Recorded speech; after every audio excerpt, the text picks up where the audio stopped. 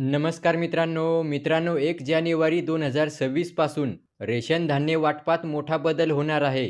तेव्हा जानेवारी महिन्यापासून ration card धारकांना कशा प्रकारे रेशन दुकानामध्ये धान्य मिळणार आहे याची सविस्तर माहिती या व्हिडिओमध्ये आपण जाणून घेणार आहोत. तुम्ही रेशन कार्ड धारक असाल तर हा व्हिडिओ शेवटपर्यंत नक्की पहा. तर चला जास्त वेळ न घेता व्हिडिओ सुरू करूया.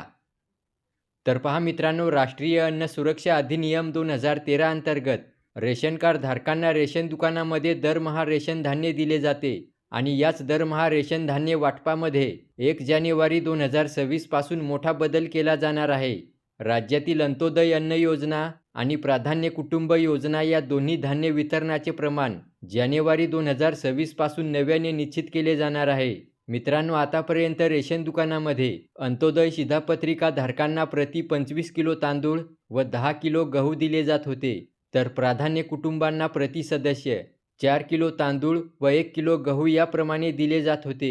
मात्र नवीन वर्षाच्या जानेवारी 2026 या महिन्यापासून आता अंत्योदय शिधापत्रिका धारकांना प्रतिमहा 20 किलो तांदूळ व 10 किलो गहू दिले जाणार आहे आणि प्राधान्य कुटुंबांना प्रति सदस्य 3 किलो तांदूळ व 2 किलो गहू याप्रमाणे वाटप केले जाणार आहे.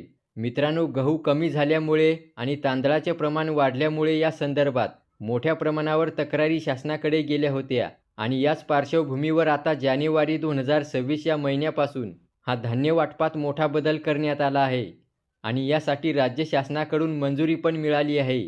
तर अशा प्रकारे मित्रांनो, आता अंत्योदयवाल्यांना 20 किलो तांदूळ आणि 10 किलो गहू, तर प्राधान्य कुटुंबांना प्रति सदस्य 3 किलो तांदूळ आणि 2 किलो गहू याप्रमाणे वाटप केले जाणार आहे.